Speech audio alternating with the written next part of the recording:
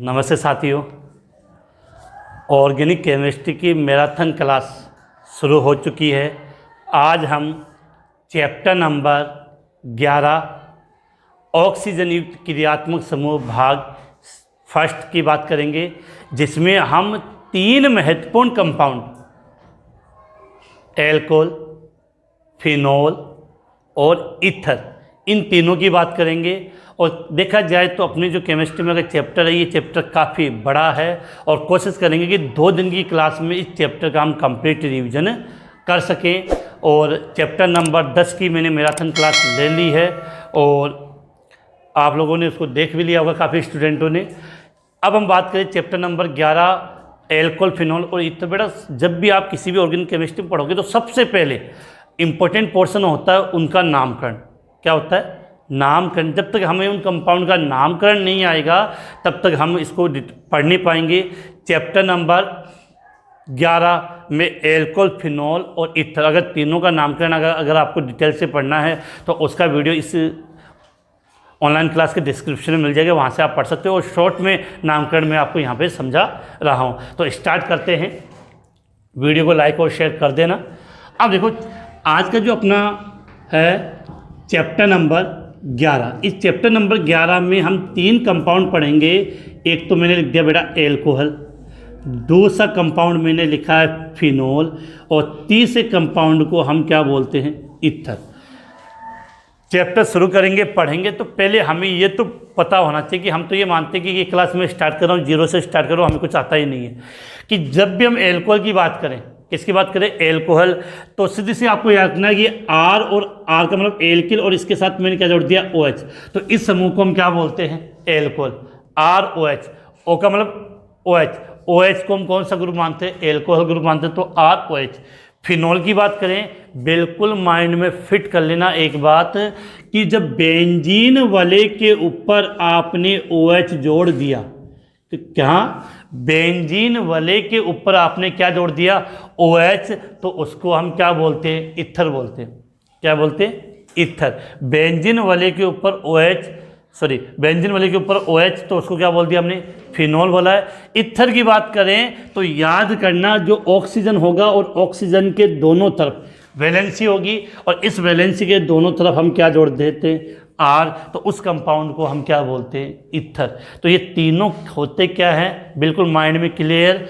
Alcohol की बात करें तो ROH, फिनोल की बात करें तो बेंजीन वाले के ऊपर OH और ईथर की बात करें तो ऑक्सीजन और ऑक्सीजन के दोनों ओर क्या होगा?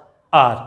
तो ये एल्कोहल, फिनोल और ईथर। अब हम क्या करेंगे कि इन तीनों के लिए पहले इनके जो मेन कंपाउंड है, जहाँ से इनका IUPAC नामकरण एग्जाम में पूछा जा सकता है, पहले हम एल्कोहल की बात कर लेंगे, फिर फिनोल की, फिर ईथर की। इसका चाहो तो आप स्क्रीनशॉट ले सकते हो। इसके बाद हम चैप्टर को शुरू करते हैं, जिसमें हम सबसे पहले एल्कोहल के कुछ कंपाउंड जिनका नामकरण साधारण और IUPAC नामकरण की बात कर लेते हैं।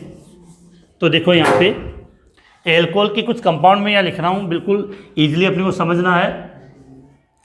सबसे पहले मैंने यहाँ पे लिख दिया आपका CH3OH, CH3CH2OH, CH3CH2CH2OH, CH3CH3OH, CH3CH2CH2CH2OH, CH3CH3CH2OH, CH3CH2CH3OH, और एक लास्ट कंपाउंड वो ले लेते हैं यहाँ पे, CH3CH3CH3OH।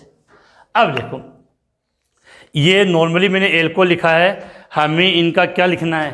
नाम लिखना है। अब बेटा, अगर आपको याद हो तो ये एल्कोहल है, इस एल्कोहल को आप रिप्रेजेंट किससे करते हो? ROH से। तो ये तो एल्कोहल है और ये क्या है? एथिल, मेथिल, प्रोपिल, ये तो है। तो अगर आपको एल्किल पता हो तो कोई प्रॉब्लम ही नहीं है। आप सब जानते हो कि CH3 को हम क्या बोलते हैं? मेथिल, और OH को क्या बोलोगे? एल्कोहल। तो इसका साधारण नाम क्या हुआ? मेथिल CH3 को क्या नाम दिया हमने, मेथिल, OH को एल्कोहल। अब CH3 CH2 को आप क्या बोलते हो, एथिल, तो इसका नाम क्या हुआ, एथिल एल्कोहल। तो ये तो बात क्लियर है कि एक कार्बन में CH3 है तो मेथिल, 2 कार्बन है तो C2H5 एथिल।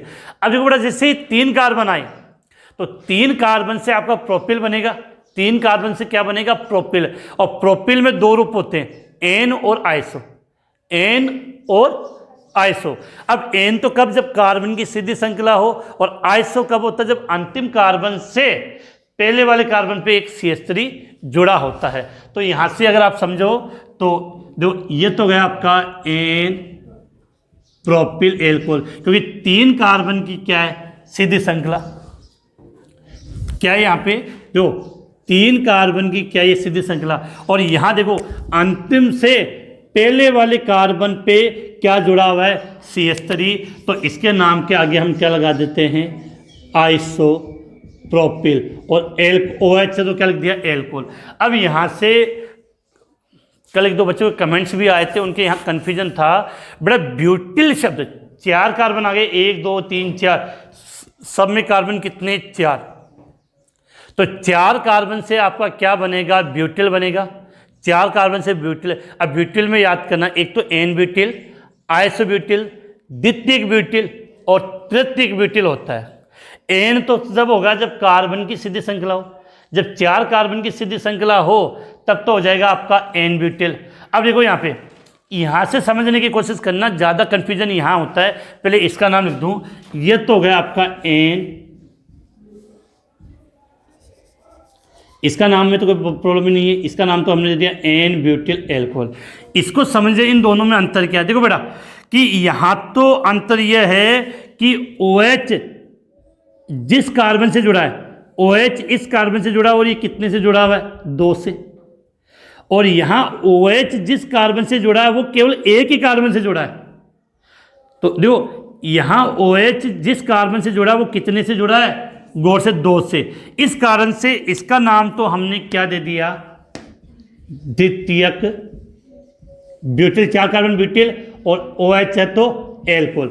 अब यहाँ देखो तो OH जिस कार्बन से जुड़ा वो एक ही कार्बन से जुड़ा हुआ है, लेकिन यहाँ एक विशेष बात है कि अंतिम कार्बन, अंतिम से पहले वाले कार्बन पे क्या जुड़ा हुआ है, CH3। अंतिम से पहले वाले कार्बन पे क्या जुड़ा हुआ है, CH3। तब हम क्या शब्द का यूज करते हैं, आइसो, और 4 कार्बन है तो नाम क्या होगा इसका, आइसो ब्यूटिल। क्या नाम दे दिया इसका हमने, आइसो ब्यूटिल। और OH जुड़ा है तो क्या लिख दोगे, एल्कोहल। आइसो ब्यूटिल नहीं बेटा, आइसो ब्यूटिल एल्कोहल। अब यहाँ पर आप गौर से देखो, एक बच्चे ने कमेंट्स भी आया था तो समझे, जिसको ही कन्फ्यूजन थी कि कार्बन कितने, 1 2 3 4, 4 कार्बन है तो 4 के लिए शब्द क्या लेते हो आप, ब्यूटिल। अब विशेष बात कि आपका ये OH जिस कार्बन से जुड़ा है, OH जिस कार्बन से जुड़ा है उससे कितने एल्किल समूह जुड़े, उससे कितने एल्किल समूह जुड़े वो विशेष जाननी है। तो 1 2 3, OH जिस कार्बन से जुड़ा है वो 3 कार्बन से जुड़ा है। OH जिस कार्बन से जुड़ा वो कितने कार्बन से जुड़ा, 3 के कारण इसके लिए जो शब्द हमने यूज लिया वो हमने क्या ले दिया, तृतीयक ब्यूटिल एल्कोहल। अब बेटा एक विशेष बात बता दूं, मैं नामकरण पे फोकस इसलिए कर रहा हूं कि जब भी हम नेम रिएक्शन पढ़ेंगे, समीकरण पढ़ेंगे, तो जो उत्पाद बनेगा उसका हमें नाम लिखना पड़ेगा, और हमें नाम ही नहीं आएगा तो हम उसको याद कहाँ से करेंगे। तो ये जितने भी कंपाउंड लिखे थे उनका मैंने यहाँ पर क्या लिख दिया है, साधारण नाम। क्या लिख दिया मैंने, इन सब का साधारण नाम लिख दिया। अब देखो भी यहाँ से हम कुछ बातें कर लें कि हमें इनका कौन सा नाम लिखना, IUPAC। जब भी आप एल्कोहल का IUPAC नामकरण करेंगे तो कुछ बातें आपको याद कर लेना है कि ये OH एल्कोहल है, इस एल्कोहल का अनुलग्न क्या होता है, ओल। एल्कोहल OH क्रियात्मक समूह है तो इसका अनुलग्न क्या होता है बेटा, ओल होता है, ओल। अब देखो कितने, वो तो सिंपल सी बात है, एक कार्बन है तो मेथेन, 2 पे एथेन, 3, अब एथिल मेथेन नहीं, एथेन मेथेन प्रोपेन। तो सीधी बात है कितना कार्बन है, एक कार्बन है तो एक कार्बन को आप क्या बोलोगे, मेथेन, और 1 नंबर पे है तो नॉल। तो ये याद करना CH3OH का IUPAC नाम क्या हो गया, मेथेनॉल, क्योंकि 2 कार्बन तक काउंटिंग की आवश्यकता नहीं होती है। अब देखो CH3 CH2 कितने कार्बन, 2, तो 2 कार्बन से आपने नाम दे दिया एथेन, और एथेन में ओल जोड़ दिया तो एथेनॉल। लेकिन अब यहाँ से विशेष देखना कि कार्बन कितने हो गए, 3। काउंटिंग वहाँ से करते हैं जहाँ से क्रियात्मक समूह को कम नंबर मिले। तो 1 2 3, 1 2 3, तो OH 1 नंबर पे जुड़ा हुआ है, तो इसको हम क्या नाम देंगे, प्रोपेन 1 ओल, प्रोपेन 1 ओल। अब एक बच्चे का कमेंट्स में था कि सर प्रोपेन 1 ओल है, आप चाहो तो इसको 1 प्रोपेनोल लिख दो, कोई गलत बात नहीं है, बिल्कुल सही है, 1 प्रोपेनोल। अब इसके बाद कि इसमें अगर आप 3 कार्बन की श्रृंखला चयन करोगे तो हमें ये श्रृंखला चयन करनी पड़ेगी। यहाँ से अगर समझना चाहो तो आप ये इस प्रकार से, अब काउंटिंग चाहे इधर से करो, ये इधर से 2 नंबर पे है, 1 2 3, तो OH समूह कितने नंबर पे है, 2 नंबर पे, तो इसको आप चाहो तो क्या लिख सकते हो, प्रोपेन 2 ओल या 2 प्रोपेनोल। अब देखो बेटा यहाँ पे इसमें तो सीधी बात है कि 4 कार्बन की सीधी श्रृंखला है, 1 2 3 4, तो OH 1 नंबर पे है, तो OH 1 नंबर पे है, तो इसका हमने नाम क्या दे देंगे, ब्यूटेन 1 ओल। क्या नाम दे दिया, ब्यूटेन 1 ओल। अब देखो यहाँ पे इसमें थोड़ा सा याद रखना कि अगर आप ये सबसे लंबी कार्बन श्रृंखला चयन की, सबसे लंबी कार्बन श्रृंखला आपने ये चयन की, तो ये CH3 यहाँ क्या हो गया, प्रतिस्थापी। अब काउंटिंग क्रियात्मक समूह की ओर से होनी चाहिए, तो 1 2 3, तो पहले प्रतिस्थापी का नाम लिखते, तो प्रतिस्थापी कितने नंबर पर है, 2 नंबर पे, तो इसका नाम हो जाएगा 2 मेथिल, 2 मेथिल। जैसे मैंने 2 मेथिल लिखा तो अब कार्बन काउंट कर लो, 1 2 3, केवल 3 ही कार्बन है, 1 2 3, तो 3 कार्बन है, तो 2 मेथिल प्रोपेन 1 ओल 1 नंबर पे, 2 मेथिल प्रोपेन 1 ओल। अब यहाँ पर देखो, अगर इसको देखना चाहें तो इसको मैंने यहाँ से इस प्रकार से लिया है, तो ये 4 कार्बन की श्रृंखला आ गई एक साथ, 1 2 3 4, तो OH 2 नंबर पे आ गया, तो इसको हमने नाम दे दिया 2 ब्यूटेनोल। चाहो तो ब्यूटेन 2 ओल भी आप लिख सकते हो। और लास्ट में आपका ये दे दिया गया है, तो इसमें जो सीधी सी बात है कि कोई भी कार्बन श्रृंखला चयन करोगे तो 3 कार्बन की श्रृंखला आएगी, तो यहाँ पर ये 3 कार्बन की श्रृंखला आ गई। अब देखो ये 1 2 3, तो ये आपका क्या हो गया यहाँ पे, प्रतिस्थापी। तो प्रतिस्थापी कितने नंबर पे, 2 पे, तो नाम दे दिया यहाँ पे 2 मेथिल, और 3 कार्बन है, तो प्रोपेन 2 ओल। क्या लिखा आपने, 2 मेथिल प्रोपेन 2 ओल। मैंने बेटा फटाफट मैराथन क्लास के हिसाब से इसको जल्दी से करवा दिया, आपको समझा दिया। फिर रिपीट करूँगा, किसी बच्चे के कन्फ्यूजन हो कि सर ये थोड़ा डिटेल से समझना है, तो इसी एल्कोहल के नामकरण का जो लिंक है वो इस वीडियो के डिस्क्रिप्शन में दिया गया है, वहाँ से आप इसको देखकर अच्छी तरीके से समझ सकते हो। क्योंकि अभी मैराथन क्लास में अपने को केवल 2 ही दिन में इस पूरे चैप्टर को कंप्लीट करना है, तो पहले आप इसका स्क्रीनशॉट लें, उसके बाद हम आगे इसकी बात करते हैं। इसके बाद बेटा स्क्रीनशॉट आपने लिए, इसी के 2 कंपाउंड और है जो कभी कभार एग्जाम में आ जाते हैं। मैं यहाँ साइड में थोड़ी सी जगह लिख देता हूँ। एक तो ये CH2 CH2OH OH, अगर पता है जल्दी से तो इसका साधारण नाम कमेंट्स में बता दीजिए।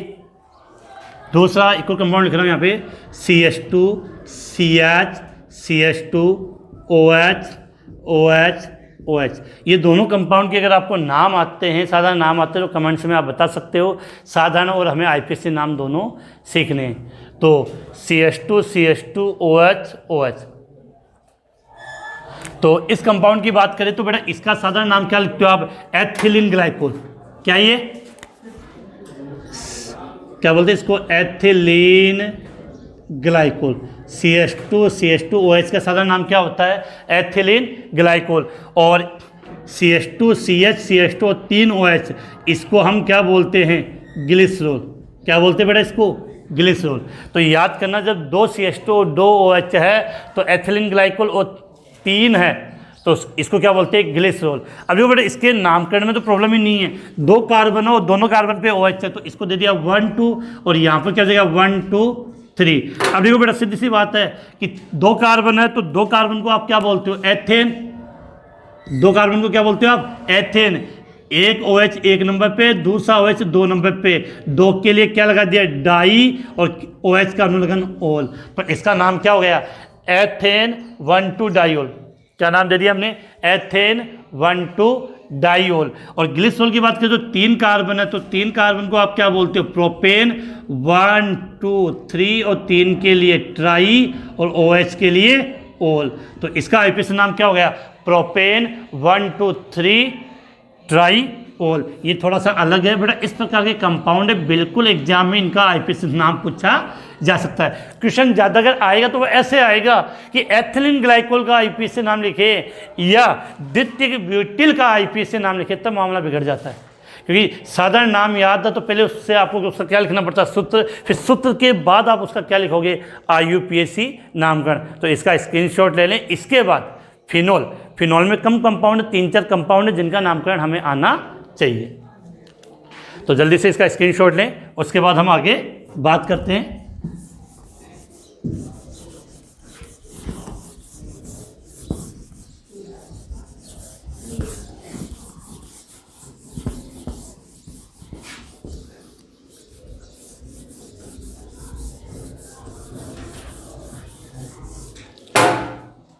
इसके बाद बेटा आगे करें, अगला जो टॉपिक आता है वो आएगा आपके फिनोल का नामकरण। फिनोल के नामकरण में 3 या 4 कंपाउंड होते हैं, वो ज़्यादा इंपॉर्टेंट है जिसकी हम बात कर लें। सबसे पहले बात तो पहला क्वेश्चन तो आपसे ये बनेगा कि याद क्या रखना था, बेंजीन वाले के ऊपर आपने क्या जोड़ दिया, OH। बेंजीन वाले के ऊपर क्या जोड़ दिया, OH। बहुत से बच्चे क्या बेंजीन वाले बनाते हैं लेकिन बीच में गोला करना भूल जाते हैं, तो एग्जामिनर आपके गोला कर देगा बेटा। तो ध्यान रखना, बेंजीन वाले बने तो बीच में ये गोला बनता है, इसको हम क्या बोलते हैं, फिनोल। एक कंपाउंड इसका वो ले लेते हैं, यहाँ पे बेंजीन वाले OH और यहाँ जोड़ दिया CH3। अब देखो एक बेंजीन वाले यहाँ पे वो ले लिया हमने OH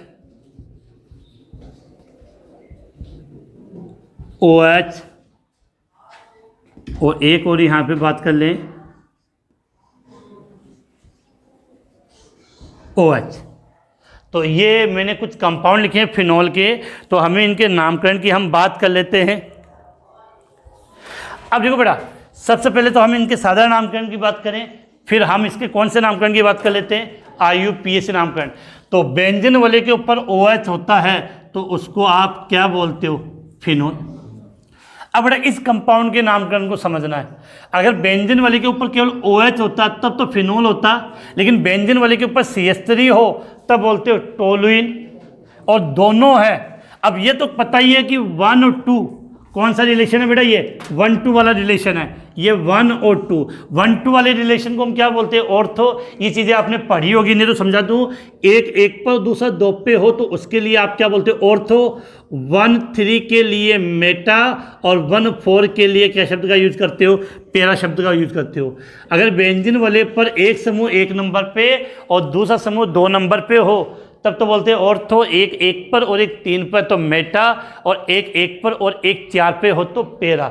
याद क्या रखना है वो नोट कर लो विशेष, ऑर्थो, मेटा और पैरा शब्द का उपयोग केवल साधारण नामकरण में होगा। IUPAC नामकरण में तो 1 2 3 ही का यूज हम करते हैं। तो अब देखो, इस कंपाउंड का नाम जानते हो, जल्दी से आप कमेंट्स में बता सकते हो। ऑर्थो किस रोल बोलते हैं, बड़े याद कर लेना, क्योंकि एग्जाम में क्वेश्चन आ गया कि ऑर्थो किस रोल का IUPAC नाम लिखो तो भूल जाएंगे, दिमाग की बत्ती गुल हो जाएगी। तो याद क्या रखना है, बेंजीन वाले के ऊपर OH और CH3 दोनों जुड़े हैं। बेंजीन वाले के ऊपर OH तथा CH3 दोनों जोड़े हो तब वहाँ पर हम किस शब्द का प्रयोग करते हैं, किस रोल का। किसका, किस रोल का। और 1-2 वाली रिलेशन है तो, और तो 1-3 वाली होती तो मेटा और 1-4 वाली होती तो पेरा। इसके बाद तो आप समझदार हो, तो इतना जरूर याद करना कि किस रोल शब्द का मतलब बेंजीन वाले के ऊपर एक तो OH जुड़ा होता है और एक आपका CH3 जुड़ा होता है। अब देखो बेंजीन वाले पर हमने OH कितने कितने जोड़ दिए बेटा, 2 OH जोड़ दिए। अब 2 OH जोड़ते हैं तो अगर बेंजीन वाले पर 2 OH ऑर्थो वाली कंडीशन पे जुड़े हो तो उसको बोलते हैं कैटेकोल। क्या बोलते हैं? कैटेकोल। अगर मेटा वाली कंडीशन पे जुड़ा हो तो रिसोर्सिनोल। क्या बोलते हैं बेटा? रिसोर्सिनोल। याद करना, अगर बेंजीन वाले पर दोनों OH ऑर्थो वाली कंडीशन पे जुड़ा हो तब तो आपने उसको नाम क्या दिया? कैटेकोल। और यदि मेटा वाली कंडीशन पे जुड़ा हो तो उसको बोलते हैं रिसोर्सी। ऐसे बोलते रिसोर्सिनोल। क्या बोलते हैं? रिसोर्सिनोल कहा जाता है। और यदि कौन सी कंडीशन हो आपकी?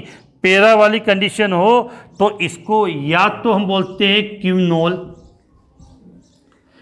क्यूनोल या इसको हाइड्रोक्यूनोल, दोनों कहे जाते हैं। याद लेना कि अगर पेरा वाली कंडीशन है दोनों OH के लिए तब हम इसको क्या बोलेंगे? क्यूनोल या हाइड्रोक्यूनोल। अब बेटा सबसे इंपॉर्टेंट इनका IUPAC नामकरण है। जल्दी से आप कमेंट्स में कोई बताएगा कि फिनोल का IUPAC नाम क्या होता है? फिनोल का IUPAC नाम क्या होता है? तो बेटा फिनोल का IUPAC नाम जल्दी से कमेंट्स में। और बेटा ये जरूरी नहीं आप ऑनलाइन क्लास अटेंड करो तभी कमेंट्स दो, बाद में जब भी आप क्लास अटेंड करते हो तो कमेंट्स दे दो, क्योंकि कमेंट्स जैसे आप किसी भी वीडियो पे कमेंट्स करते हो वो तुरंत मेरे पास आ जाता है और मुझे पता चलता है कि कौन सा स्टूडेंट है कब क्लास अटेंड कर रहा है। तो इसलिए कमेंट्स ज़रूर किया करो। तो फिनोल का बेटा IUPAC नाम फिनोल ही होता है। क्या होता है? फिनोल का IUPAC नाम क्या होता है? फिनोल ही होता है। अब देखो हमें इसका IUPAC नामकरण करना है तो मुझे पता है इस स्ट्रक्चर को तो मैं क्या बोलूँगा? फिनोल। तो 2 नंबर पे क्या जुड़ा है? मेथिल। तो इसको मैं चाहूँ तो क्या लिख सकता हूँ? 2 मेथिल। क्या लिखेंगे?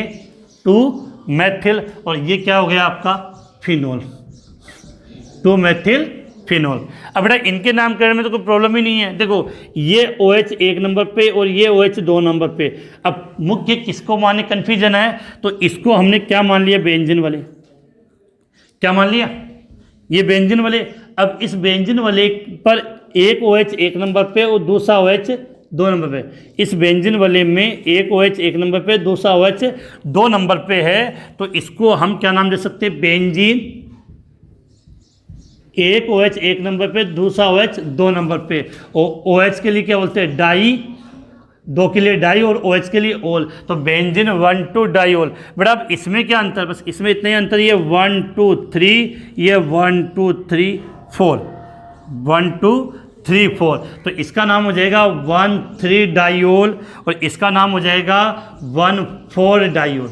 1,4 डाईओल। तो ये मैंने इतना समझा दिया है। फिनोल के अगर नामकरण की बात करें तो यहाँ से आपका क्वेश्चन अच्छा पूछे जाने की संभावना है। अगर ये और तो किस रोल आ गया तो काफ़ी गलती होने की संभावना होती है। तो जल्दी से आप इसका स्क्रीनशॉट ले लें। उसके बाद हम आगे वाले नामकरण की बात कर लेते हैं। इथर, जहाँ बच्चों को सबसे ज़्यादा कन्फ्यूजन होता है और याद नहीं रहता है। इथर के नामकरण की जब हम बात करें तो इथर के नामकरण में बच्चों को सबसे ज़्यादा कन्फ्यूजन इथर के नामकरण में होता है। तो आपने इसका स्क्रीनशॉट ले लिया होगा। तो अब जब आगे बात करें तो ये किसका नामकरण था? फिनोल का। याद करना फिनोल का साधारण और IUPAC नाम फिनोल ही होता है। बोलते हैं ना कि शक्तिमान ही क्या होता है? गंगाधर होता है। सुनाओ तो कभी आपने। अब बात करें आगे कि इसके बाद बेटा सबसे इंपॉर्टेंट कंपाउंड अपना आता है इथर। एल्कोहल के बाद इथर। इथर में क्या कि बेटा थोड़ा सा कन्फ्यूजन क्रिएट होता है। पहले बात तो आपको ये याद होना चाहिए कि इथर होता क्या है। तो ऑक्सीजन है, ऑक्सीजन के दोनों तरफ क्या जुड़ा हो? R जुड़ा हो, इसको हम क्या बोलते हैं? इथर। अब बेटा थोड़ा सा अंतर है यहाँ पे, क्या सुन लो कि यहाँ मैंने दोनों R लिखे हैं, वो दोनों R समान है। दोनों R समान है। अब अगर दोनों R अलग अलग हो तब उसको अंतर करने के लिए एक के ऊपर हम क्या लगा देते हैं? डैश लगा देते हैं। क्या लगा देते हैं? डैश।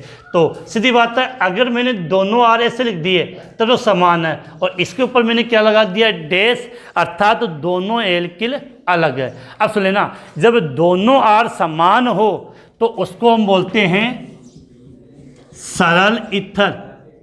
उसको हम क्या बोलते हैं, सरल ईथर।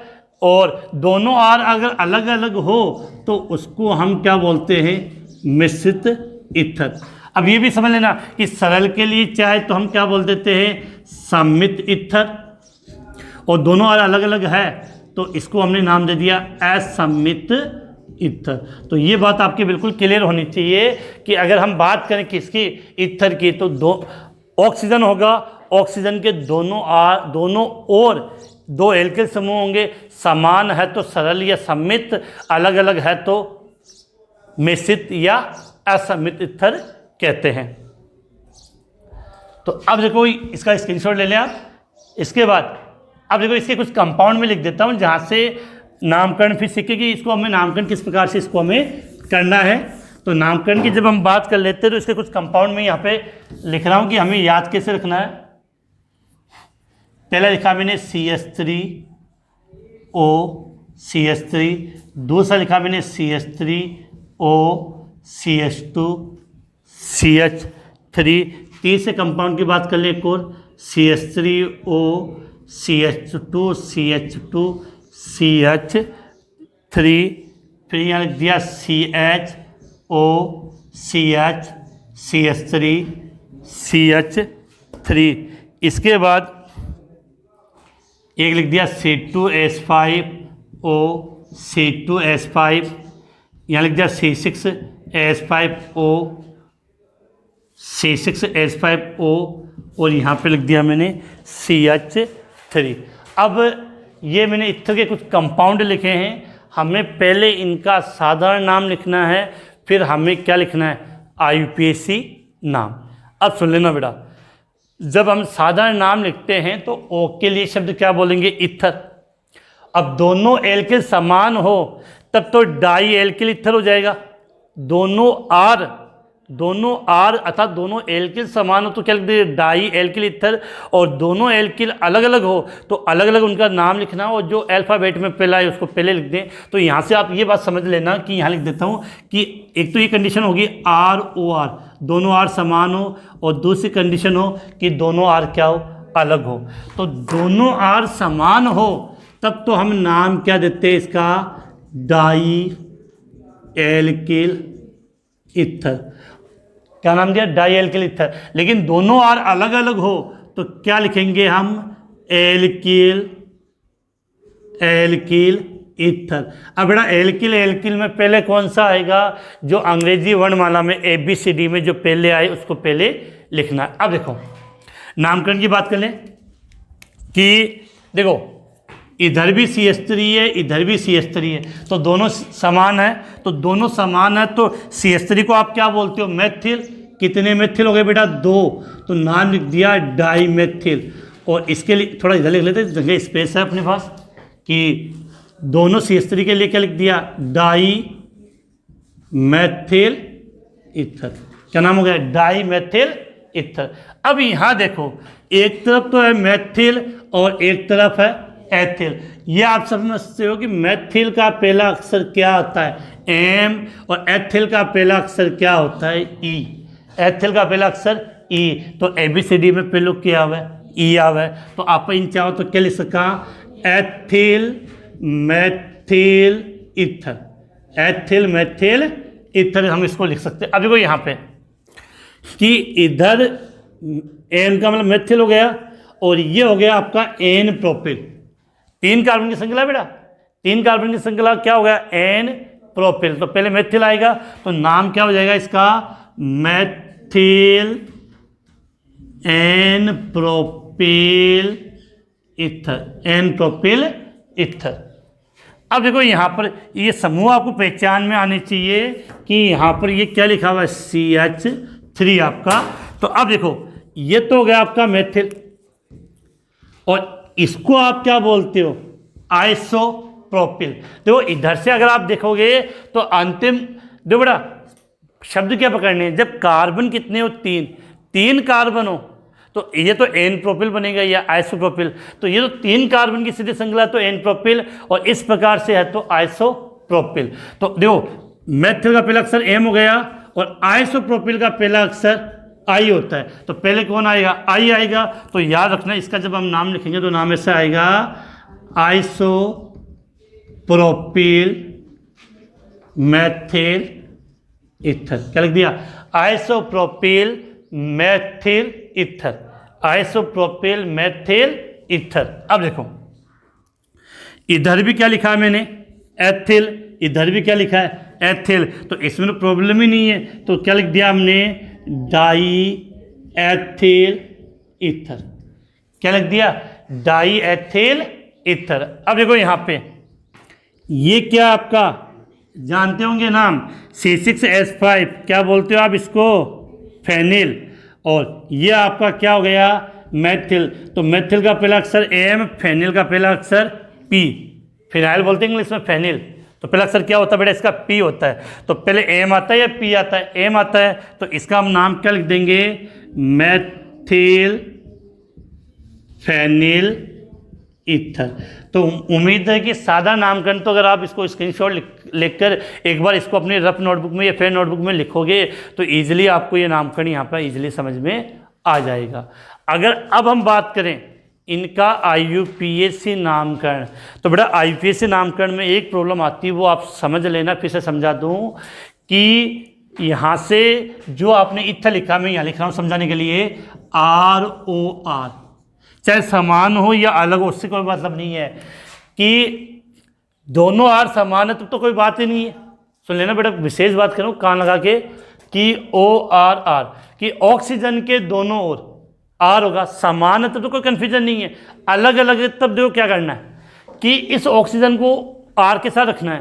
तो जो छोटा एल्किल समूह होगा ऑक्सीजन सदैव उसके साथ होगा, दोनों आर समान है तो किसके साथ जोड़ दोगे तो कोई फर्क नहीं है, लेकिन एक बड़ा और एक छोटा हो तो छोटे एल्किल समूह की ओर किधर रखना है अपने को, आर को रखना है। तो सपोज किया, मान लिया कि ये समूह छोटा है तो छोटे के साथ क्या लिख दिया, आर। अब छोटे समूह के साथ अगर आपने उस ऑक्सीजन को आर के साथ जोड़ के लिखा है तो उसका नाम लिखने का तरीका होता है एल्कोक्सी।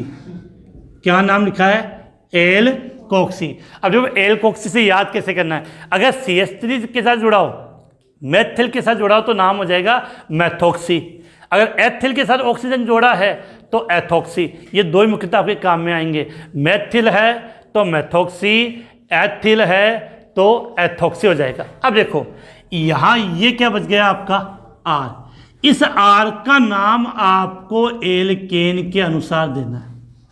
एल्केन का मतलब 1 कार्बन है तो मेथेन, 2 कार्बन है तो एथेन, 3 है तो प्रोपेन। तो याद क्या करना है, जब भी आपको ईथर का IUPAC नामकरण करना है तो लिखने का तरीका होगा एल्कोक्सी एल्केन, एल्कोक्सी एल्केन। बेटा एक बार इसका स्क्रीनशॉट ले लें, क्योंकि यहाँ लाल पीले काले ज़्यादा हो जाएंगे तो फिर पहचान नहीं पाओगे आप, तो स्क्रीनशॉट आपने ले लिया। अब देखो बेटा, अब यहाँ से समझते हैं कि मुझे इसका नाम लिखना है, दोनों तरफ क्या है, CH3 तो बेटा कोई प्रॉब्लम नहीं है। जैसे सपोज किया मैंने इस CH3 के साथ इस O को रख दिया तो ये CH3 अपना सीधा शेष बच गया।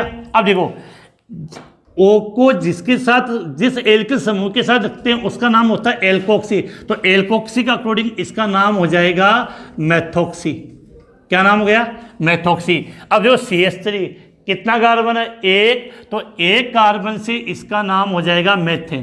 क्या हो जाएगा, मेथेन, तो इसका नाम हो गया मेथोक्सी मेथेन। अब देखो यहाँ पे ये इसमें 2 कार्बन है और इसमें 1 कार्बन, तो यहाँ पर ऑक्सीजन है वो किसके साथ जाएगा, 1 कार्बन के साथ या 2 कार्बन के साथ।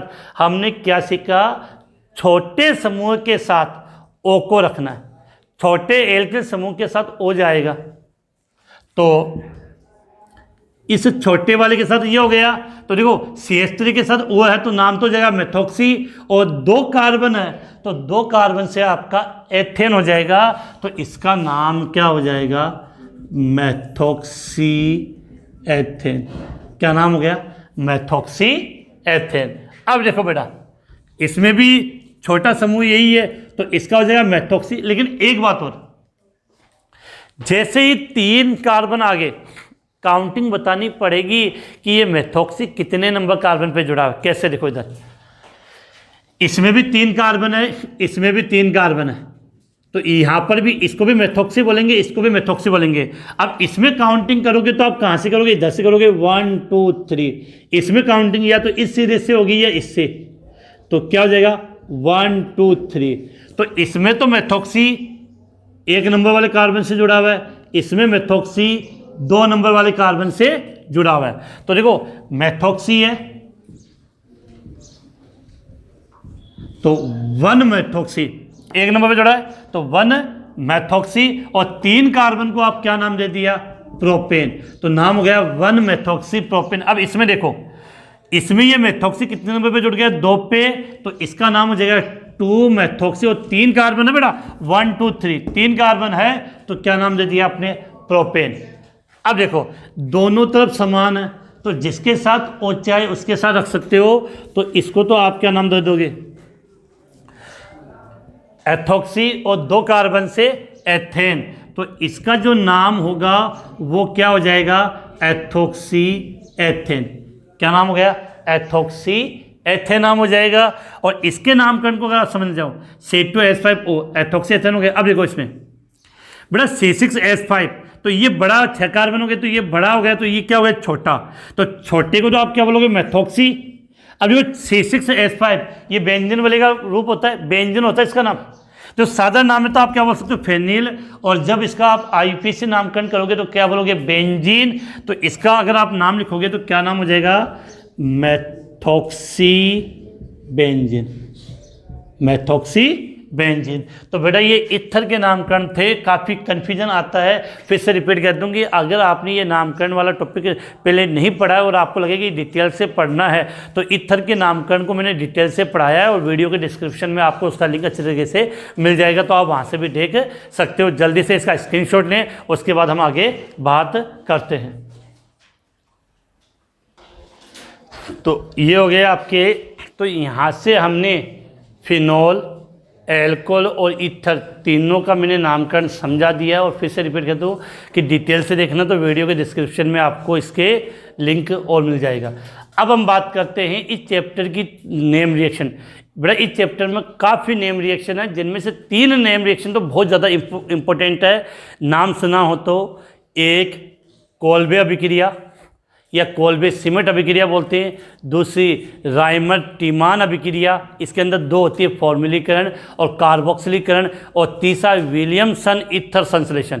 इसके अलावा भी काफ़ी और नेम रिएक्शन है, जितनी भी नेम रिएक्शन है उनका लिंक भी इस वीडियो के डिस्क्रिप्शन में आपको मिल जाएगा, क्लास के बाद में, अभी नहीं, क्लास के बाद में देखना। लेकिन अभी कुछ 2-3 इंपॉर्टेंट नेम रिएक्शन है, वो मैं आपको यहाँ हल करवा देता हूँ। तो उसमें बेटा नेम रिएक्शन में हम बात करें तो सबसे पहले नेम रिएक्शन जो हम ले रहे हैं वो यहाँ पर ले लेते हैं कोल्बे अभिक्रिया। कौन सी अभिक्रिया बेटा, कोल्बे अभिक्रिया या कोल्बे सिमट अभिक्रिया, दोनों का एक ही मतलब है। लिख लेते हैं हम यहाँ पे कि कोल्बे अभिक्रिया या कोल्बे सिमट अभिक्रिया। काफ़ी स्टूडेंट कहते हैं कि सर ये रिएक्शनें याद नहीं होती है। बड़ा ढंग से याद करोगे तो याद क्यों नहीं होगी। देखो क्या लिखा मैंने, कोल्बे अभिक्रिया या कोल्बे सिमट अभिक्रिया। पहले तो माइंड में क्लियर होनी चाहिए अभिक्रिया में है क्या। सबसे पहले माइंड में एक बात क्लियर होनी चाहिए कि ये फिनोल की अभिक्रिया है। किसकी अभिक्रिया है, फिनोल की। अब बनेगा क्या, सैलिसिलिक अम्ल। माइंड में बिल्कुल गेटअप होना चाहिए कि फिनोल की अभिक्रिया है और बनेगा क्या, सैलिसिलिक अम्ल। अब ये नहीं समझ पाएंगे कि बेटा सैलिसिलिक अम्ल का फॉर्मूला क्या होता है, बेंजीन फिनोल होता है और उस पर COOH जोड़ दो। तो पहले तो माइंड में ये क्लियर होनी चाहिए कि फिनोल की अभिक्रिया है, इसका मतलब क्या होगा, बेंजीन वाले के ऊपर OH, इसको आप क्या बोलते हो, फिनोल। बेंजीन वाले के ऊपर OH क्या बोलते हैं, इसको फिनोल। इस फिनोल से आपका जो कंपाउंड बनता है, बेंजीन वाले के ऊपर OH और यहाँ जोड़ दिया COOH। समझना, बेंजीन वाले के ऊपर OH और यहाँ जोड़ दिया मैंने COOH। एच, या COOH को ऊपर लिख दो, OH को यहाँ लिख दो, एक ही बात है, दोनों ऑर्थो पे। इस कंपाउंड को हम बोलते हैं सैलिसिलिक अम्ल। ये याद करना बेटा, ये तो माइंड में हो जाना चाहिए कि इतना तो पकड़ सकते हो शब्द को, टाइम लग जाए कोई बात नहीं है। कोल्बे अभिक्रिया या कोल्बे सीमेंट अभिक्रिया याद करना था कि फिनोल की अभिक्रिया है, और फिनोल की अभिक्रिया में, फिनोल की अभिक्रिया से आप क्या बनाओगे, सैलिसिलिक अम्ल, जिसका मतलब हो गया बेंजीन वाले के ऊपर OH होगा और पास में एक और क्या होगा, COOH, ऑर्थो कंडीशन में। अब देखो होता क्या है, फिनोल जब भी क्रिया करता है तो फिनोल का सोडियम लवण क्रिया करता है, जिसको बोलते हैं अब सोडियम फिनोक्साइड। तो सबसे पहले क्या होता है कि फिनोल की लैंग्वेज लिख देता हूं, फिर हम समीकरण की बात कर लेंगे कि फिनोल सोडियम हाइड्रोक्साइड के साथ, फिनोल सोडियम हाइड्रोक्साइड के साथ अभिक्रिया करके सोडियम फिनोक्साइड बनाता है। जो फिनोल की क्रिया किससे कराओगे, सोडियम हाइड्रोक्साइड के साथ, तो क्या बनेगा, सोडियम फिनोक्साइड। सोडियम फिनोक्साइड बनाता है सोडियम फिनोक्साइड को, क्या लिखा बेटा मैंने यहाँ पे, सोडियम फिनोक्साइड को उच्च दाब व 398 केल्विन ताप पर CO2 कार्बन डाइऑक्साइड CO2 के साथ गर्म करने पर फिनोल सोडियम कार्बोनेट प्राप्त होता है, जो पुनर्विन्यास द्वारा, बड़ा पुनर्विन्यास का मतलब परमाणु की स्थिति में चेंज हो जाता है, जो पुनर्विन्यास द्वारा सोडियम सैलिसिलेट, जो पुनर्विन्यास द्वारा सोडियम सैलिसिलेट में बदल जाता है। सोडियम किसमें बेटा, सोडियम सैलिसिलेट में बदल जाता है, जिसकी क्रिया तनु HCl से कराने पर सैलिसिलिक अम्ल प्राप्त होता है। जिसकी क्रिया किसे, तनु HCl से कराने पर क्या प्राप्त होता है, सैलिसिलिक अम्ल प्राप्त होता है। बेटा यहाँ से कुछ शब्द समझना, मैंने पहले कहा था कि रिएक्शन इतनी टफ नहीं है। देखो स्टार्ट आपने कहाँ से किया, फिनोल से, और मैंने क्या बना दिया लास्ट में, सैलिसिलिक अम्ल। तो एक बात तो ये क्लियर हो गई कि फिनोल से कोल्बे अभिक्रिया में फिनोल से क्या बनेगा, सैलिसिलिक अम्ल। दूसरी बात कि फिनोल की क्रिया आपने किससे करवाई, सोडियम हाइड्रोक्साइड से, तो आपका क्या बन गया, सोडियम फिनोक्साइड बन गया। क्या बन गया, सोडियम फिनोक्साइड। इस सोडियम फिनोक्साइड को उच्च दाब 398 केल्विन ताप पर किसके साथ क्रिया कराओगे, CO2 कार्बन डाइऑक्साइड के साथ, तो आपको फिनोल सोडियम कार्बोनेट प्राप्त होता है। फिनोल सोडियम कार्बोनेट प्राप्त होता है, जो पुनर्विन्यास के द्वारा, किसके द्वारा, पुनर्विन्यास के द्वारा सोडियम सैलिसिलेट में बदल जाएगा। किसमें, पुनर्विन्यास के द्वारा सोडियम सैलिसिलेट में बदल जाता है, और जिसको तनु HCl के साथ क्रिया करवा दी या उसका अम्लीकरण कर दिया, तो हमें क्या प्राप्त हो गया, सैलिसिलिक अम्ल प्राप्त हो गया। तो बेटा इस लैंग्वेज को तो आप एक दो बार पढ़ोगे तो इजीली आपको याद हो जाएगी। अब इसी को आपको किस रूप में, समीकरण के रूप में आपको लिखना है। तो लिखते समय देखो बेटा आप यहाँ से कुछ समझते हैं कि सबसे पहले मैंने क्या लिखा, फिनोल। फिनोल का मतलब बेंजीन वाले के ऊपर क्या लिख दिया बेटा मैंने, OH। अब इसकी क्रिया किसके साथ कराओगे, सोडियम हाइड्रोक्साइड के साथ, तो तीर के निशान के ऊपर मैंने क्या लिख दिया, NaOH, सोडियम हाइड्रोक्साइड। तीर के निशान के ऊपर क्या लिख दिया बेटा, NaOH, सोडियम हाइड्रोक्साइड। अब इतना लिखने के बाद तो बेटा दिमाग की बत्ती जली होगी आपकी, क्यों, सीधी सी बात है, यहाँ से H और यहाँ से OH, तो ये जल का अणु क्या हो गया, बाहर निकल गया। इस सोडियम को कहाँ जुड़ जाएगा, H के स्थान पे। तो अब तो आप इस कंपाउंड का नाम बता दोगे, N क्या, ONa। Na को क्या बोलते हो बेटा आप, सोडियम, और बाकी पूरी स्ट्रक्चर का नाम हो जाएगा फिनोक्साइड। तो क्या बन गया आपका, सोडियम फिनोक्साइड। तो क्लियर है कि फिनोल NaOH के साथ अभिक्रिया करके क्या बनाता है, सोडियम फिनोक्साइड बनाता है। अब क्या किया बेटा कि इस सोडियम फिनोक्साइड की क्रिया किसके साथ, CO2 के साथ। ये यहाँ से बात पकड़नी है, सोडियम फिनोक्साइड की क्रिया किसके साथ है, CO2 के साथ।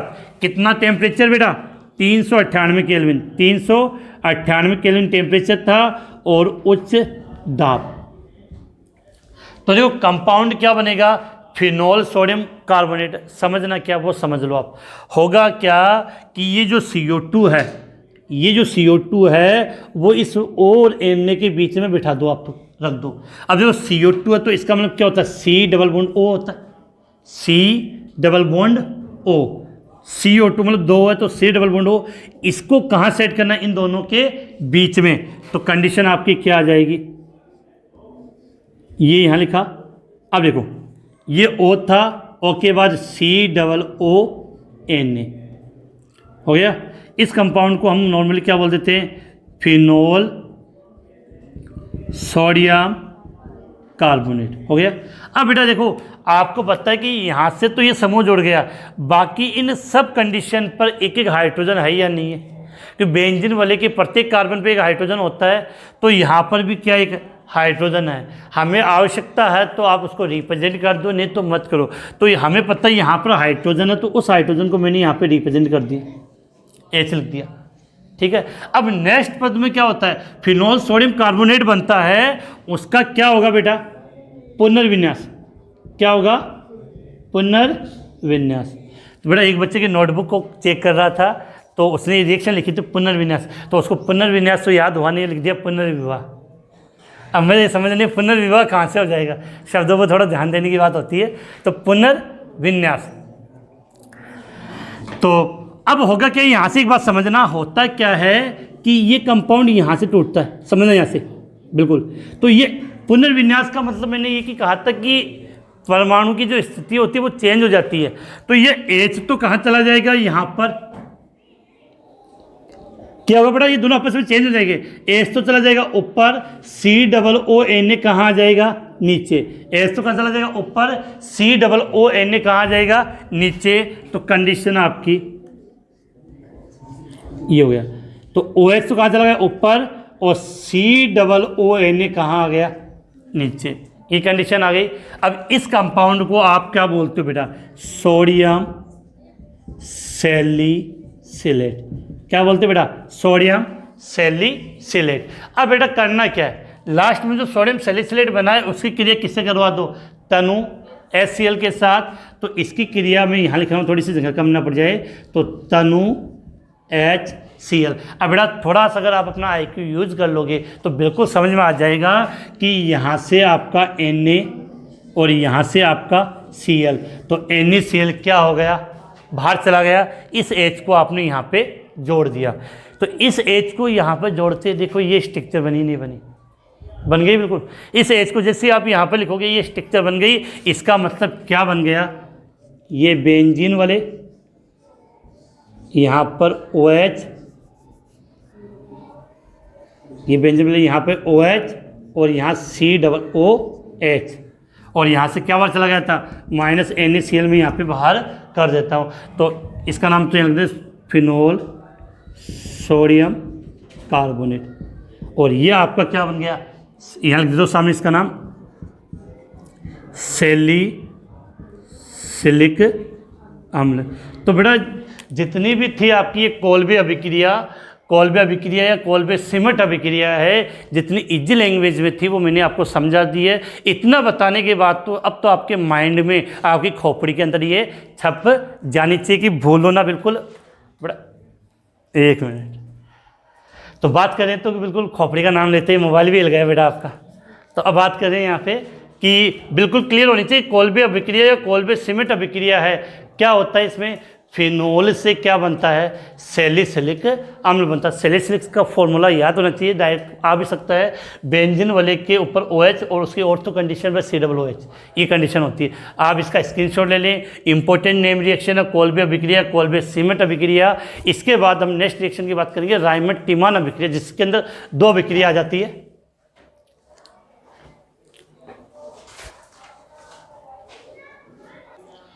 तो इसका स्क्रीनशॉट लेके बेटा अच्छे तरीके से इसको याद कर लेना, बहुत इंपॉर्टेंट अभिक्रिया है। और वैसे वीडियो के डिस्क्रिप्शन में भी अभिक्रिया फिर से दी गई, तो वहाँ से भी आप इसको देख सकते हो। तो इसको मिटा रहा हूँ। इसके बाद अब हम आगे बात करें तो नेक्स्ट जो रिएक्शन आती है वो है रायमंड टीमान अभिक्रिया।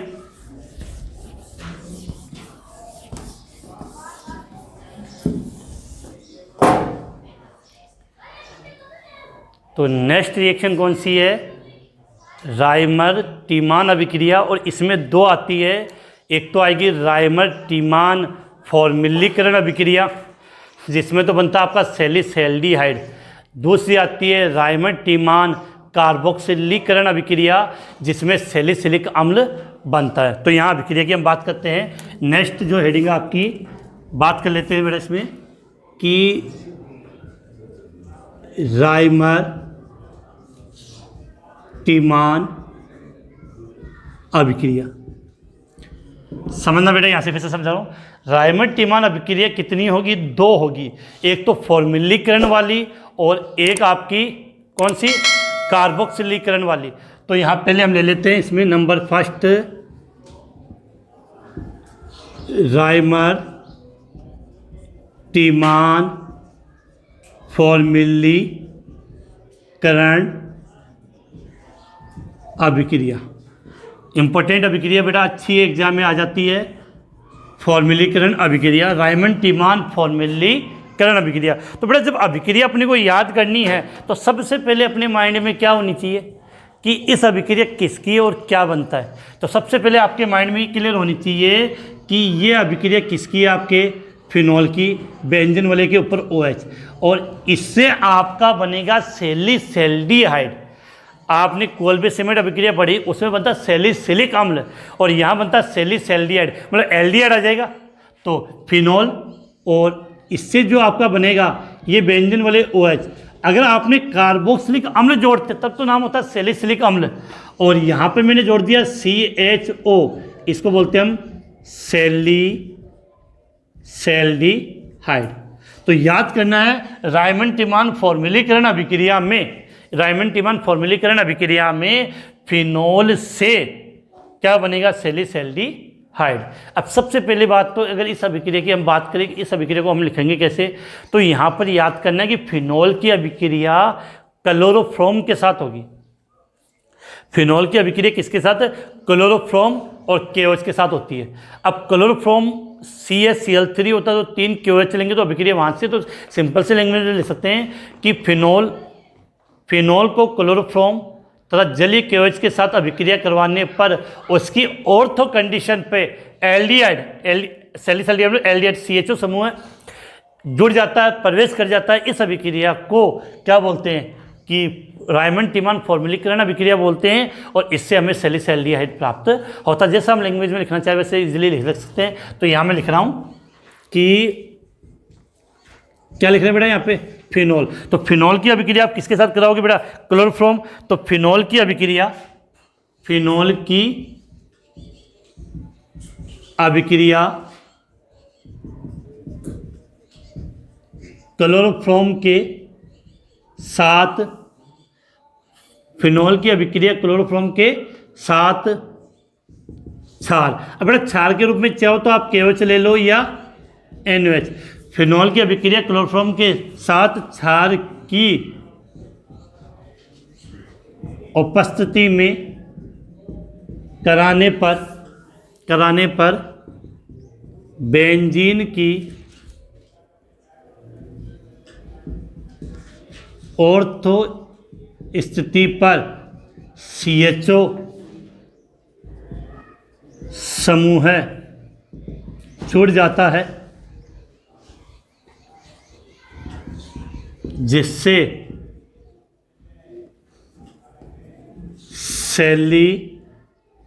सैल्डिहाइड प्राप्त होता है। इस अभिक्रिया को क्या कह सकते हो? रायमंड टीमान फॉर्मलीकरण अभिक्रिया कह सकते हो। फिर से एक बार रिपीट कर दूँ, समझा दूँ कि अगर आपको इतना याद नहीं रहे तो आपको इतना से याद कर सकते हो कि फिनोल की अभिक्रिया क्लोरोफॉर्म और क्षारीय KOH के साथ करवाते हैं या KOH के साथ करवाते हैं तो सैलिसैल्डिहाइड प्राप्त होता है। इस अभिक्रिया को रायमंड टीमान फॉर्मलीकरण अभिक्रिया कहते हैं। अभी बड़ा समीकरण के रूप में क्या लिखेंगे, तो ये लिखने का तरीका अगर आपके माइंड में फिट है तो अभिक्रिया में कोई प्रॉब्लम नहीं है।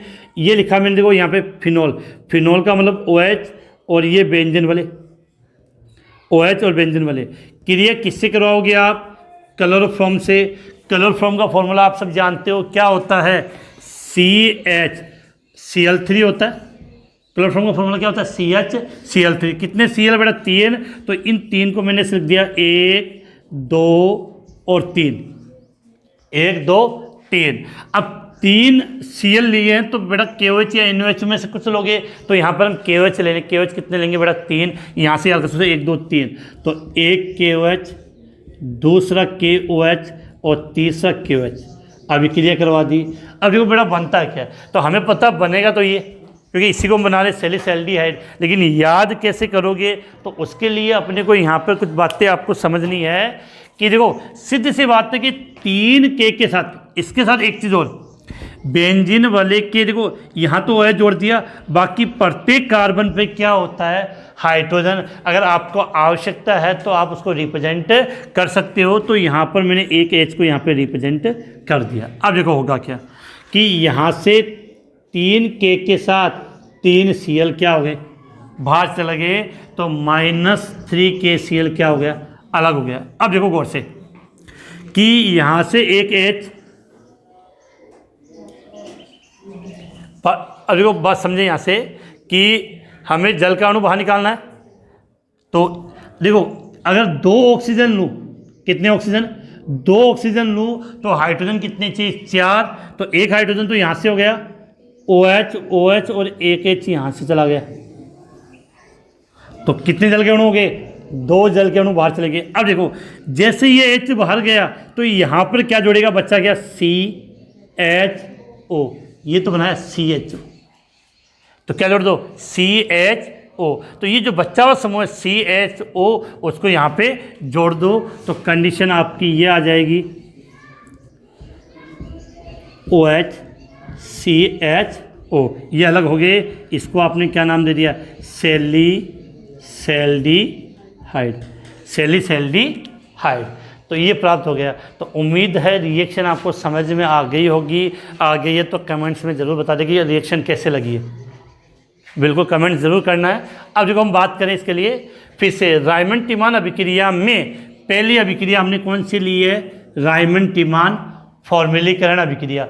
याद क्या रखना, वो याद करना है। इस फॉर्मलीकरण अभिक्रिया में फिनोल से आपका क्या बनेगा? सैलिसैल्डिहाइड बनेगा। फिनोल से क्या बनेगा? सैलिसैल्डिहाइड। अगर आपको ये इतना याद नहीं करना तो बेटा 2 लाइनें, 2 शब्द याद करने हैं कि फिनोल, ये तो क्या हो गया आपका? फिनोल क्रिया किसके साथ करवा रहे हो आप? क्लोरोफॉर्म और KOH।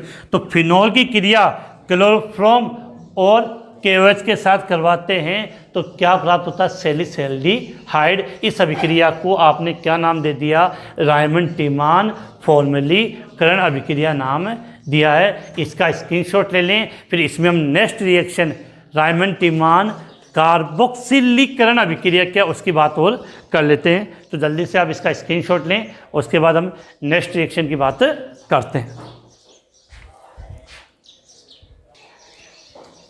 इसके बाद बेटा इसकी दूसरी रिएक्शन की बात करें। नहीं कोई बात।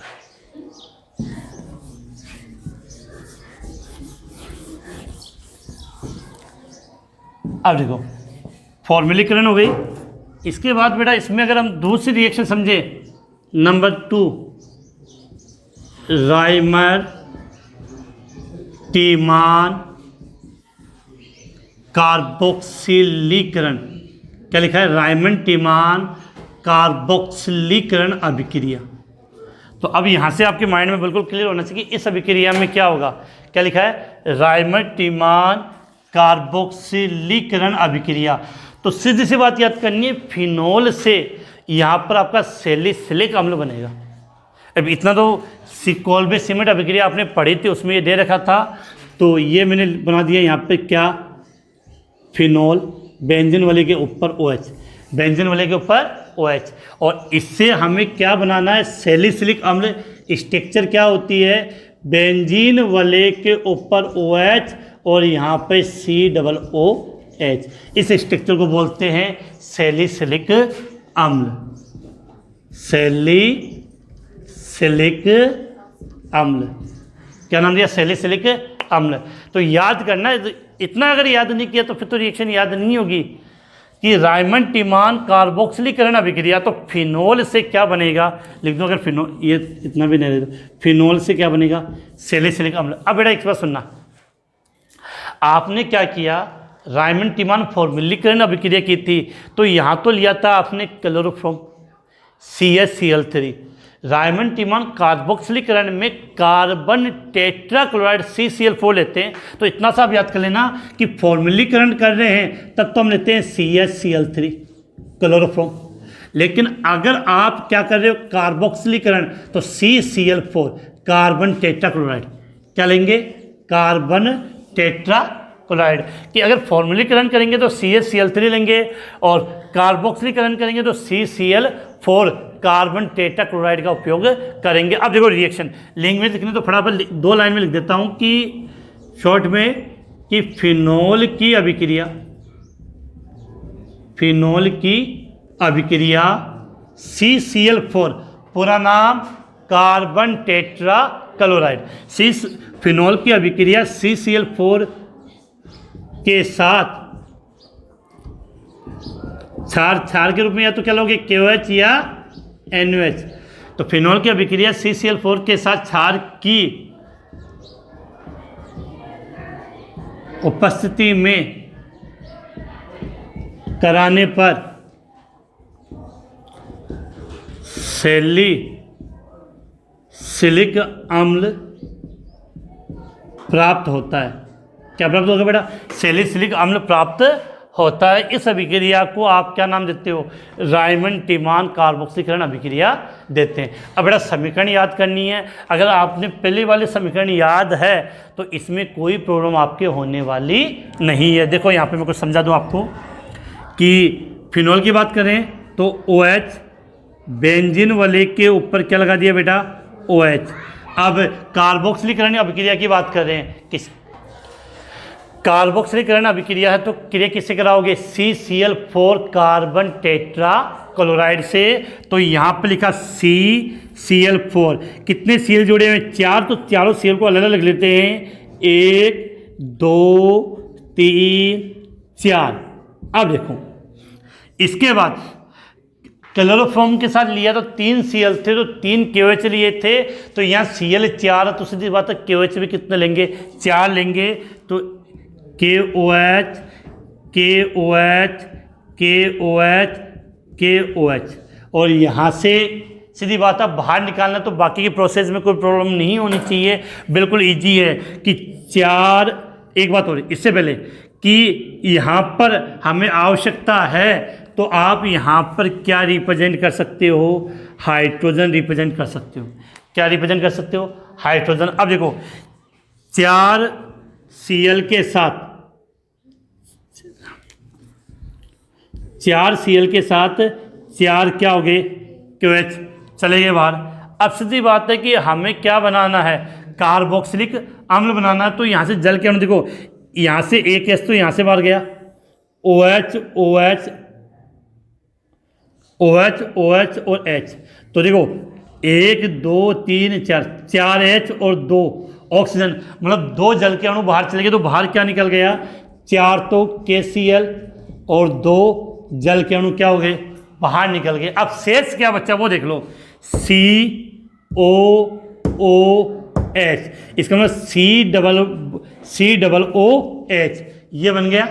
COOH सैलिसिलिक अम्ल। तो सिंपल सी बात है कि इसको हमने क्या किया, ये बेंजीन वाले के ऊपर क्या जोड़ दिया, OH, बेंजीन वाले के ऊपर OH और यहाँ पे COOH। तो इसको हमने क्या नाम दे दिया, सैलिसिलिक अम्ल। तो रायमंड टिमान कार्बोक्सिलीकरण अभिक्रिया के द्वारा, रायमंड टिमान कार्बोक्सिलीकरण अभिक्रिया के द्वारा आपने क्या किया, फिनोल से और ये कार्बन टेट्रा क्लोराइड और क्षार के साथ क्रिया करवाई तो आपको सैलिसिलिक अम्ल प्राप्त हो गया। तो उम्मीद है कि आप जो ये कहते थे कि नेम रिएक्शन याद नहीं होती है, सब पढ़ने के बाद भूल जाते हैं, तो उम्मीद है कि इतना लिखने के बाद अब तो नहीं भूलोगे कि पेपर कैसा भी आ जाएगी, पेपर की खोपड़ी में छेद कितने भी हो जाए, लेकिन अपने नंबर ज़रूर आएंगे, क्योंकि चीज़ें कहाँ बजाना है, पड़ोसी के घर के सामने। तो जल्दी से इसका स्क्रीनशॉट ले लें। उसके बाद आगे एक और नेम रिएक्शन याद करते हैं, बहुत इंपॉर्टेंट है, पूछ ली जाती है, विलियमसन ईथर संश्लेषण। तो जल्दी से इसका स्क्रीनशॉट लें, फिर हम आगे बात करते हैं। इसके बाद अब आगे बात करें बेटा, तो मिटा देता हूँ इनको।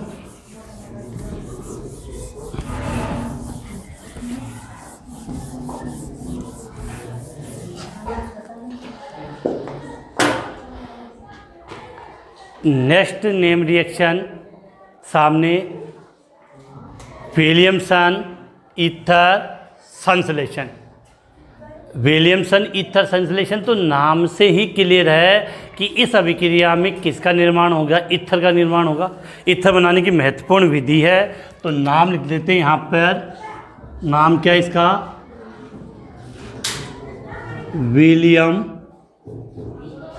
विलियमसन ईथर संश्लेषण।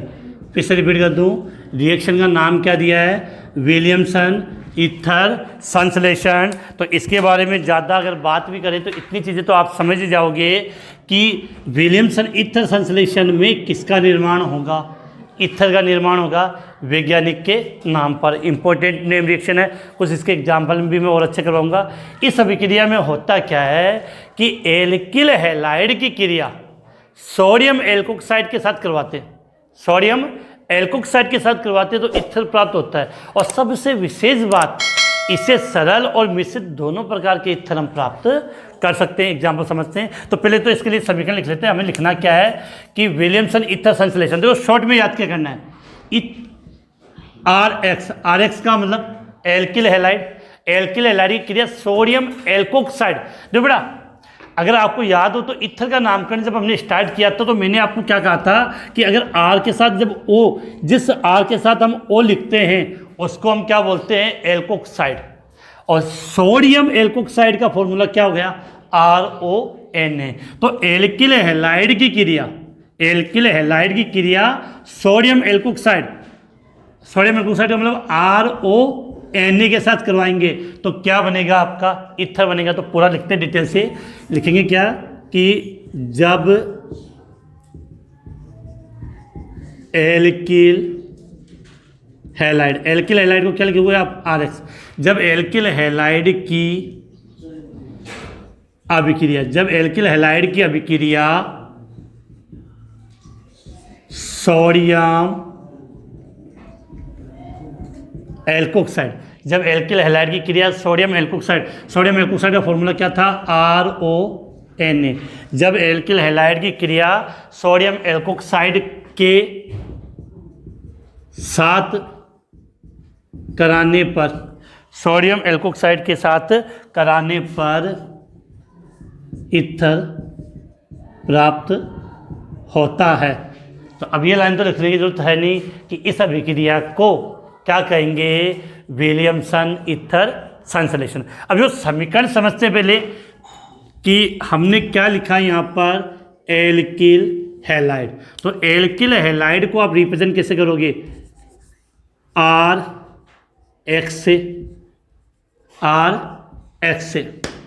और इसकी अभिक्रिया किससे करवा रहे, सोडियम एल्कोक्साइड, RONA, RONA। बेटा इस RONA को अगर रिएक्शन इजी समझ में आ जाए तो इसको हम क्या कहते हैं, उल्टा करके लिख दे। तो उल्टा करके लिखेंगे तो क्या ले लिया यहाँ पे NaOR, क्रिया करवाई। अब बेटा इस रिएक्शन में तो कोई कन्फ्यूजन ही नहीं है, यहाँ से आपका Na और यहाँ से आपका X अलग हो गया, यहाँ से आपका Na और यहाँ से आपका X अलग हो गया है, तो आपको प्राप्त क्या हो गया, ROR प्लस अलग क्या हो गया, NaX। तो ये आपको क्या प्राप्त हो गया, ईथर प्राप्त हो गया। तो इस सिंपल सी रिएक्शन को इतनी टफ नहीं कि हमें याद ना हो। तो विलियमसन ईथर संश्लेषण, तो एल्किल हैलाइड की अभिक्रिया किसके साथ, सोडियम एल्कोक्साइड के साथ करवाएंगे तो ईथर प्राप्त होता है। विशेष बात आपको याद क्या रखनी है वो सुन लेना कि सबसे पहली बात तो यह जो विलियमसन ईथर संश्लेषण अभिक्रिया है वो नाभिक स्नेह प्रतिस्थापन अभिक्रिया का उदाहरण है। हमने चैप्टर नंबर 10 की जब मैराथन क्लास ली थी तो मैंने नाभिक स्नेह प्रतिस्थापन अभिक्रिया आपको डिटेल से अलग से पढ़ाई थी, क्योंकि एल्किल हैलाइड की सबसे महत्वपूर्ण अभिक्रिया है। तो पहली बात तो आपको याद करनी है कि यह नाभिक स्नेही,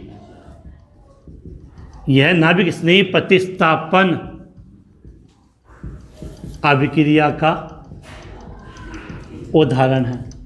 यह नाभिक स्नेही प्रतिस्थापन अभिक्रिया का उदाहरण है। और दूसरा एग्जाम्पल, दूसरी बात ये कि नॉर्मली जो ईथर बनाने की विधियां हैं ज़्यादातर से सम्मित या असम्मित, इससे दोनों प्रकार के ईथर बना सकते हैं। तो लिख सकते हो कि इससे क्या लिख रहे हैं, विलियमसन ईथर संश्लेषण से क्या लिख रहे हैं, इससे सरल व मिश्रित दोनों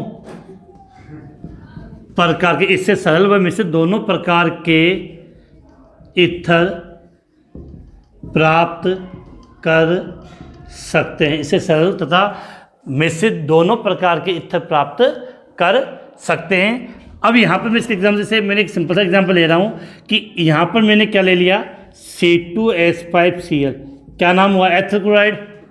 और यहाँ पर भी मैंने C2H5 ले लिया तो NaOC2H5, नाम भी लिख देता हूँ। इसका नाम तो मैंने क्या दे दिया, एथिल क्लोराइड, और इसका नाम क्या हो जाएगा, सोडियम एथोक्साइड। तो बेटा इस रिएक्शन में प्रॉब्लम ही नहीं आएगी, क्या होगा, यहाँ से Na और यहाँ से Cl, तो आपको ये प्राप्त हो गया C2H5O, नाम क्या होगा इसका, डाई एथिल ईथर। तो ये तो कैसा ईथर हो गया, सरल ईथर हो गया दोनों पर। अगर हमें अलग अलग प्राप्त करना तो मैंने क्या किया, यहाँ तो ले लिया CH3Cl मेथिल क्लोराइड, और वहाँ पर सेम वर्क दिया NOC2H5। इसका नाम क्या बेटा, मेथिल क्लोराइड, क्या लिखा है, मेथिल क्लोराइड। तो मेथिल क्लोराइड लिया है तो यहाँ से आपका Na और Cl अलग हो गया। अब दोनों को जोड़ दिया तो क्या बन गया आपका CH3O C2H5। जो अलग होता है वो शो कर लेते हैं यहाँ पर NaCl NaCl। तो ये आपको क्या प्राप्त हो गया, एथिल मेथिल ईथर। इसलिए ये अभिक्रिया ज़्यादा इम्पोर्टेंट है कि इससे चाहे सरल ईथर हो या सम्मित ईथर हो, दोनों प्रकार के ईथर है वो आप इजीली इससे प्राप्त कर सकते हो। तो जल्दी से इसका स्क्रीनशॉट ले लें, उसके बाद हम इसमें आगे बात करते हैं।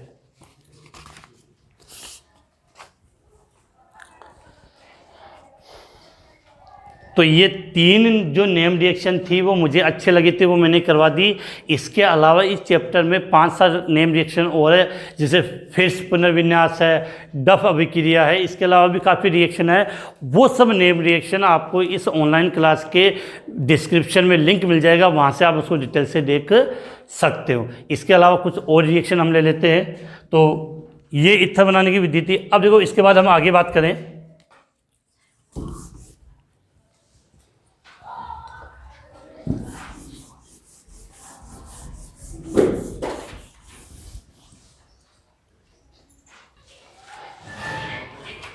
अब देखो इसके बाद हम आगे बात करें।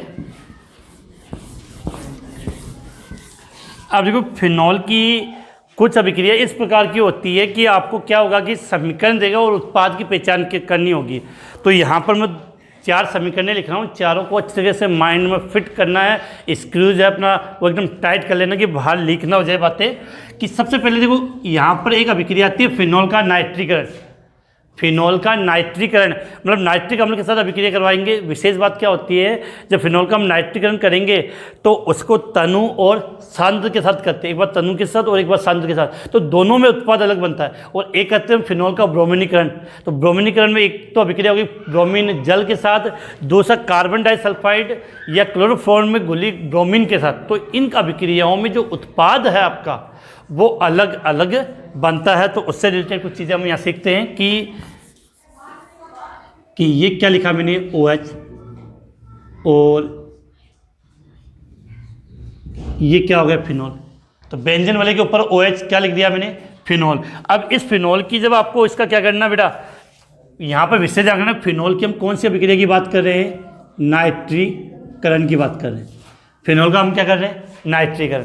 अब 2 कंडीशन याद रखनी है कि एक नाइट्रीकरण तो होगा आपका तनु HNO3 से, दूसरा जो नाइट्रीकरण की हम बात कर रहे हैं वो होगा आपका सांद्र HNO3 से।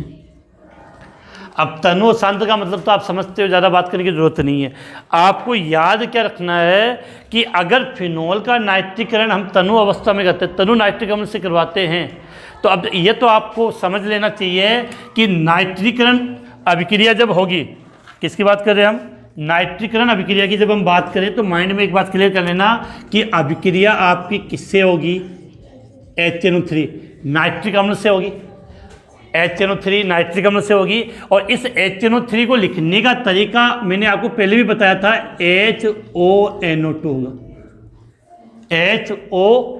HONO2।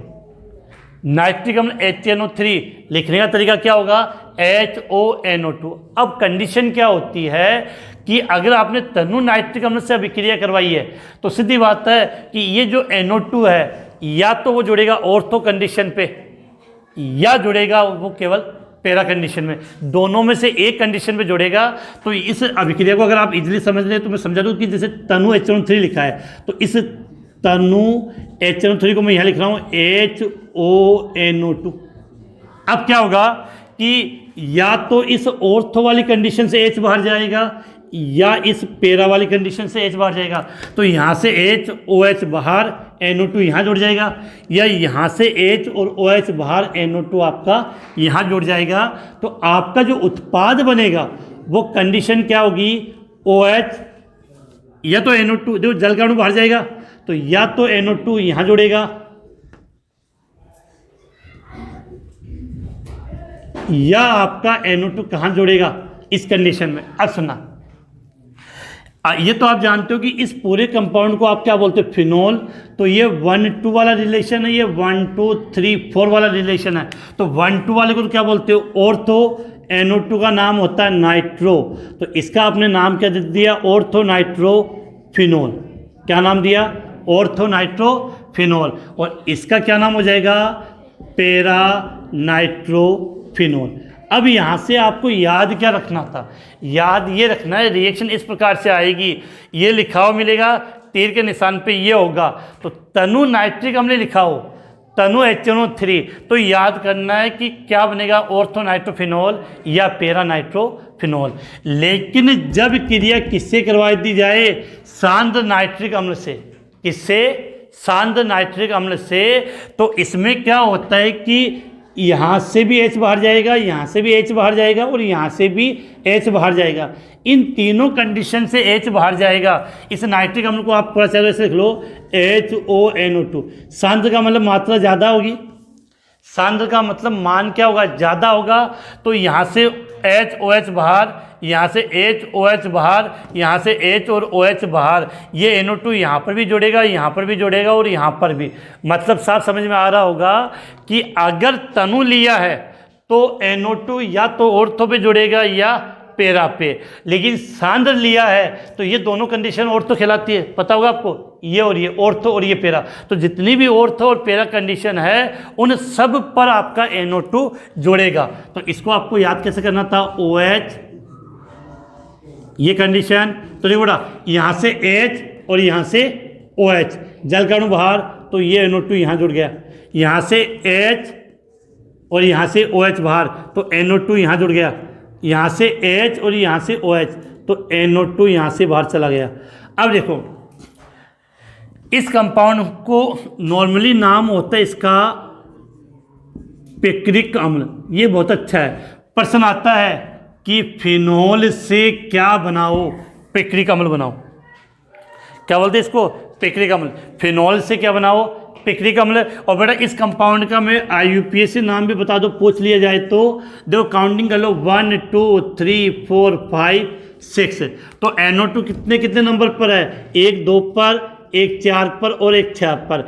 NO2 कितने हो गए, 3, तो ट्राई 2 4 6 ट्राई, और इसको आपने क्या नाम दे दिया, फिनोल। तो क्या बन गया, 2 4 6 ट्राई फिनोल। तो ये क्वेश्चन अच्छा याद करना है कि फिनोल की अभिक्रिया तनु HNO3 से कराओगे तो ऑर्थो नाइट्रोफिनोल या पैरा नाइट्रोफिनोल, लेकिन सांद्र से करवा दी तो पिक्रिक अम्ल मतलब 2,4,6 ट्राई नाइट्रोफिनोल बनता है। इसी से रिलेटेड एक रिएक्शन और आती है, उसको हम बोलते हैं ब्रोमीनीकरण, कि फिनोल की अभिक्रिया, यहाँ तो फिनोल का हमने क्या कर दिया, नाइट्रीकरण। अब हम बात करेंगे फिनोल का ब्रोमीनीकरण। ब्रोमीनीकरण में भी सेम कंडीशन है, आपको ये याद रखनी है, OH ये कंडीशन, इस पे आपकी इच्छा है वहाँ पर H आप जोड़ सकते हो। अब क्या होता सुन लेना, इसकी क्रिया 2 कंडीशन में करवाएंगे। एक तो ब्रोमीन की क्रिया, किसकी, ब्रोमीन की क्रिया, ब्रोमीन का मतलब Br2 की क्रिया कार्बन डाइसल्फाइड में घुली हो या क्लोरोफॉर्म में घुली हो, उसके साथ करवाते हैं। दूसरा जो ब्रोमीन की क्रिया होती है, ब्रोमीन Br2 लिखते हैं, वहाँ वो ब्रोमीन होती है, वो ब्रोमीन जल के रूप में होती है। किस रूप में होती है, ब्रोमीन जल के रूप में होती है। तो ये बातें आपको थोड़ा सा विशेष यहाँ पे ध्यान देना। एक क्रिया तो हम करवा रहे ब्रोमीन जल से, और दूसरी ब्रोमीन हम ऐसे ले रहे हैं जो ब्रोमीन कार्बन डाइसल्फाइड या क्लोरोफॉर्म में घुली हो। अब लेना, कार्बन डाइसल्फाइड या क्लोरोफॉर्म में घुली होगी तो ब्रोमीन की थोड़ी सी क्रियाशीलता कम होगी। कम होने का मतलब ब्रोमीन या तो ऑर्थो कंडीशन पे जुड़ेगी या पैरा कंडीशन पे, लेकिन ब्रोमीन जल है तो ब्रोमीन की मात्रा ज़्यादा होगी तो वो ज़्यादा क्रिया करेगी। इसका मतलब वो जितनी भी ऑर्थो और पैरा स्थिति है उन तीनों कंडीशन पे आपका ब्रोमीन जुड़ जाएगा। काफ़ी बच्चों के यहाँ कन्फ्यूजन, सर आपने जल का अणु बाहर, बेटा जल का अणु बाहर निकाल के दर्शाने की जरूरत नहीं है। जैसे यहाँ से एक Br और एक H अलग हो जाएगा, अगला Br यहाँ जुड़ जाएगा, तो यहाँ जो अलग हो रहा है उसको दर्शाने की आवश्यकता आपको नहीं है। तो इसमें हम क्या कर सकते हैं, देखो बेटा Br2 है तो एक H और Br यहाँ से अलग, तो एक Br को यहाँ एक बार यहाँ जोड़ दो, दूसरी बार Br को यहाँ जोड़ दो, तो OH, एक Br यहाँ जुड़ गया, OH, दूसरे Br को हमने यहाँ जोड़ दिया।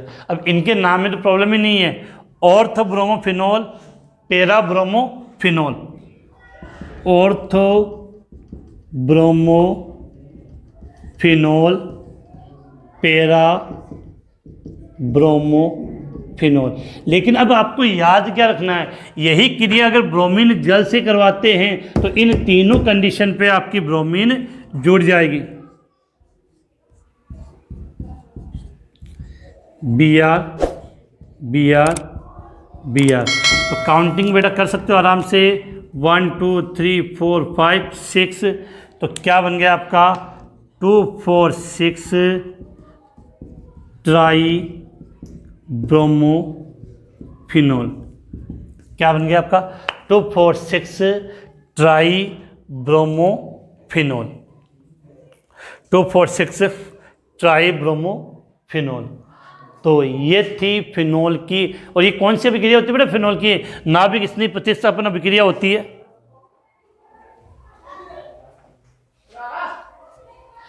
इलेक्ट्रॉन स्नेही प्रतिस्थापन अभिक्रिया बोलते हैं इनको। तो ये बेंजीन वाले की जो अभिक्रिया होती है वो मुख्य अभिक्रिया कौन सी होती है, इलेक्ट्रॉन स्नेह प्रतिस्थापन अभिक्रिया। बड़ा दोनों रिएक्शन इंपॉर्टेंट है, क्योंकि रिएक्शन में क्या होगा, आपको ये और ये दिया होगा, उत्पाद की पहचान करनी होगी, या ये और ये दिया होगा, उत्पाद की पहचान करनी होगी। तो दोनों रिएक्शन आपके लिए बहुत ज़्यादा इंपॉर्टेंट है, और खासकर ये तो बोर्ड एग्जाम में काफ़ी बार आ चुकी है, काफ़ी बार आ चुकी है। तो इसका स्क्रीनशॉट ले लें। आज की क्लास काफ़ी लंबी हो गई है, बाकी का जो ये एल्कोहल वाला जो पार्ट है वो हम कल वाली क्लास में कंप्लीट करेंगे। और इसके अलावा मैंने कह दिया, जब आपको टाइम मिल जाए तो इस वीडियो के डिस्क्रिप्शन में इस चैप्टर के काफ़ी वीडियो है जो आप डिटेल से है, तो अगर आपके पास टाइम हो तो आप उनको डिटेल से देख लेना। खासकर जो नेम रिएक्शन है, जितने भी नेम रिएक्शन है चैप्टर के, उसका लिंक जरूर दिया हुआ है इस ऑनलाइन क्लास के डिस्क्रिप्शन में। तो उन जितनी भी नेम रिएक्शन है उनको जरूर एक बार देखें, और साथ में इन यौगिकों का नामकरण हम कैसे करते हैं। तो इसी के साथ ये आज की क्लास हम यहाँ समाप्त करते हैं। कल मिलेंगे वापस इसी टाइम पे।